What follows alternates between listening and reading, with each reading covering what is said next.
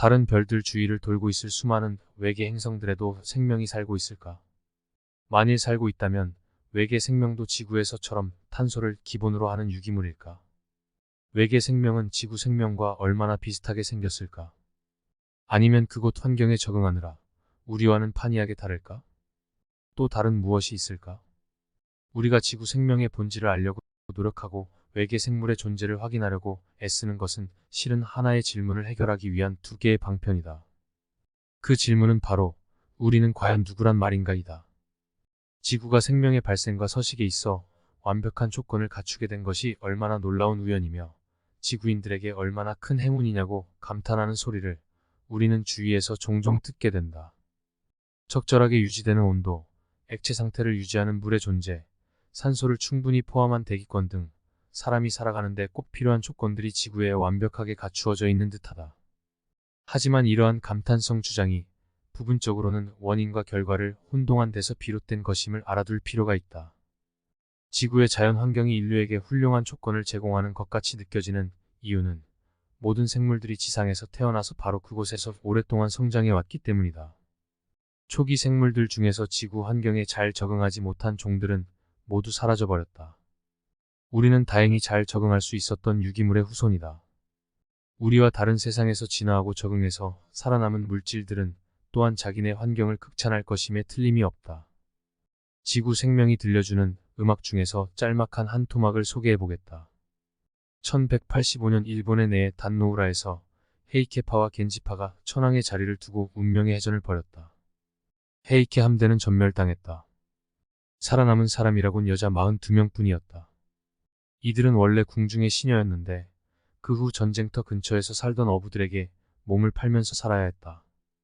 그러는 동안 헤이케파는 역사에서 완전히 사라졌다. 그러나 시녀와 어촌 사람들 사이에서 태어난 후손들은 단노우라 해전을 기념하는 축제를 열기 시작했다. 어부들 사이에 구전되는 전설에 따르면 헤이케의 사무라이들은 개가 되어 지금도 일본 내의 단노우라의 바닥을 헤매고 있다고 한다. 그런데 이곳에서 발견되는 개의 등딱지에는 기이한 무늬가 잡혀 있는데 그 무늬는 섬뜩하리만큼 사무라이의 얼굴을 빼어 닮았다. 어부들은 그런 개가 잡히면 단노우라 해전의 비극을 기리는 뜻에서 먹지 않고 다시 바다로 놓아준다고 한다. 이 전설은 우리에게 재미있는 문제를 하나 제공한다. 어떻게 무사의 얼굴이 개의 등딱지에 새겨질 수 있었을까? 답은 아마도 인간이 개의 등딱지에 그 얼굴을 새겨놓았다일 것이다. 개의 등딱지 형태는 유전된다. 우연하게 이 개의 먼 조상 가운데 아주 희미하지만 인간의 얼굴과 유사한 형태의 등딱지를 가진 것이 나타났다고 가정해보자. 어부들은 이 개들을 다시 바다로 돌려보냄으로써 자신도 모르는 사이에 진화의 바퀴를 특정 방향으로 돌렸던 것이다. 평범한 모양의 등딱지를 가진 개는 사람들에게 속속 잡아먹혀서 후손을 남기기 어려웠다. 그러나 등딱지가 조금이라도 사람의 얼굴을 닮은 개는 사람들이 다시 바다로 던져 넣은 덕분에 많은 후손을 남길 수 있었다. 개 등딱지의 모양이 그들의 운명을 갈라놓은 셈이다. 이 과정을 우리는 인위 도태 혹은 인위 선택이라 부른다. 인간은 수천 년 동안 어떤 종의 식물과 동물은 잘 키우고 또 어떤 것들은 죽여야 할지를 신중하게 선별해왔다. 인위 도태의 핵심은 식물과 동물의 외형적 특성과 행동 형질들이 그대로 유전된다는 점이다. 이유가 무엇이든 간에 인간은 특정 변종의 번식을 조장하고 다른 변종의 번식을 억제해왔다. 전자는 우점종이 되어 마침내 크게 번성했지만 후자는 그 수가 크게 줄거나 혹은 멸종에 이르렀다. 인간이 동식물의 새로운 품종을 만들 수 있을진데 자연이라고 그렇게 못할 이유가 어디 있겠는가. 자연적으로 유전 형질이 변하는 과정을 우리는 자연 도태 혹은 자연 선택이라고 한다.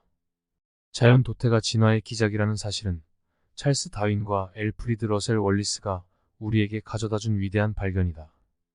100년도 더 전에 그들은 대자연이 생존에 더 적합한 종들을 선택한다는 사실을 알아냈다. 다산성이야말로 자연생물계의 특성이다.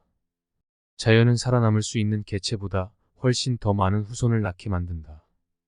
그 많은 후손들 중에서 우연히 자연에 더 적합한 형질을 가진 개체들만 살아남게 되므로 결국 그러한 형질을 갖고 태어난 종이 선택적으로 번성하게 된다.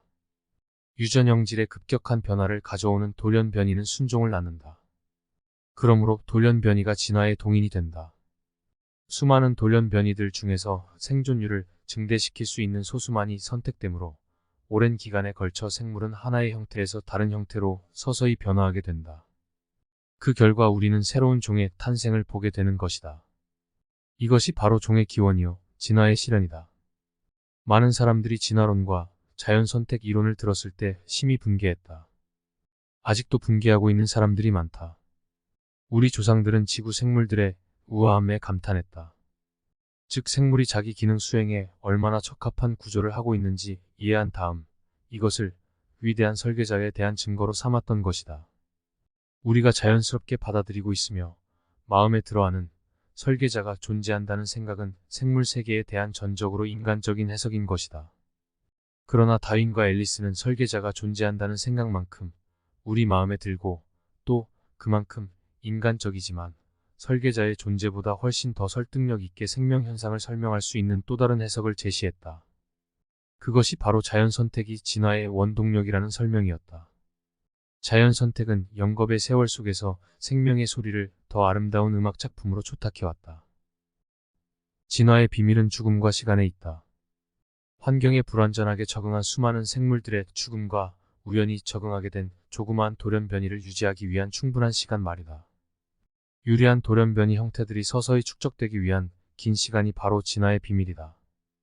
다윈과 윌리스에게 퍼부어졌던 그 엄청난 반대의 목소리도 적어도 일정 부분은 억겁의 영혼은 고사하고 수천 년조차 상상하기 힘들어하는 인간의 속성에서 비롯된 것이다. 단지 70년밖에 살지 못하는 생물에게 7천만 년이 도대체 무슨 의미를 갖겠는가? 생물학은 물리학보다 역사학에 더 가깝다. 현재를 이해하려면 과거를 잘 알아야 하고 그것도 아주 세세한 부분까지 알아야만 한다. 역사학에 예결론이 없는 것처럼 생물학에도 확립된 예결론이 없다. 이유는 양쪽 모두 같다. 연구 대상들이 너무 복잡한 존재이기 때문이다. 그러나 생물학과 역사학이 우리에게 주는 교훈에는 공통점이 있다. 그것은 타자를 이해함으로써 자신을 더 잘 이해하게 된다는 것이다. 외계 생명에 관한 단 하나의 예만 연구할 수 있게 된다고 하더라도 그리고 그 하나가 아무리 미미한 수준의 것이라고 하더라도 우리의 생물학은 상상할 수 없을 정도로 확장될 것이다. 적어도 우리와 다른 생물이 가능하다는 사실은 확인할 수 있지 않겠는가? 외계 생물에 대한 탐구가 중요하다고 누구나 말하지만 우리는 외계 생명을 찾는 일이 결코 쉽지 않다는 현실적 어려움도 잘 알고 있다. 그럼에도 불구하고 외계의 생명은 우리가 추구할 궁극적 목표이다. 왜냐하면 그것이 우리 자신을 더 잘 이해할 수 있게 해줄 것임에 틀림없기 때문이다. 우리는 이제껏 지구라는 작은 세상이 들려주는 생명의 음악만 들어왔다. 이것은 우주를 가득 채운 생명들이 연주하는 푸가의 한 성부만을 들어온 셈이다. 자, 이제 저 웅장한 우주 생명의 푸가에 남은 성부들의 귀를 기울여보자.